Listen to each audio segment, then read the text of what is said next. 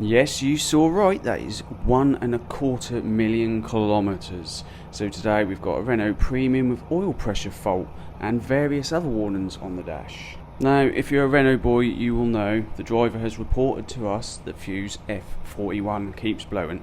So he's obviously been in there and changed them several times, and as we can see, there is the evidence. Yeah, loads of fuses and some long nose pliers. So the driver's in there changing a fuse because it keeps blowing, which is causing his warning light. So we're going to get plugged in, and I'd just like to say thank you to whoever has wired the OBD plug in on this, because that's perfect. It's not very often you get that. Normally they push the pins out of the back because they are made of chocolate. So we're going to get into the fault codes now, and as you can see, we've got the compression brake fault, we've got piston cooling oil pressure fault, we've got thermostat bypass valve fault, thermostat bypass valve fault again.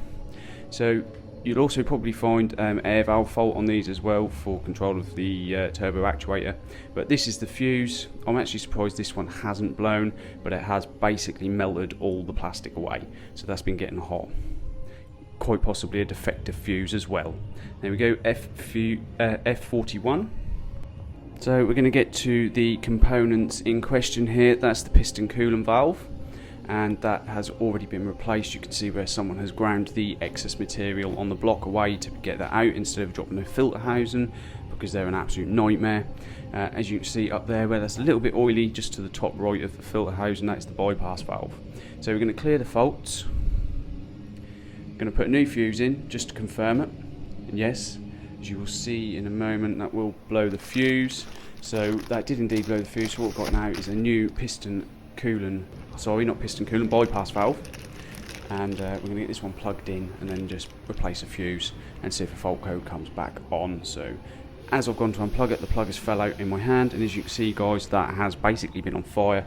Plastic is melted and pins are hanging out and all the rest of it. So I'm pretty sure, dead cert, that the bypass valve has indeed short circuited. Very common issue. We always keep the pins and plugs for these as well. So we're going to get the cab jacked over, but unfortunately we're going to have to top up the oil level as well, because it seems to be dragging air into the system. So we can just pop the headlight, pop that cap, get that filled. We ain't trying to make too much of a mess. Not the best location really. Could have probably done with a bit of a longer funnel, but getting pretty good at not making too much mess on them. So the time was getting on throughout the course of the day on this one, and these are a pig to change. They're a bit easier on the T ranges, but the old premiums are an absolute pig. So the manager came out and actually got his overalls on and come and give me a hand with this one, because it's getting late on in the day. So I was only an hour late getting away, but that's thanks to him. So we got that changed and all was good, and we managed to get it sent, and the customer was happy.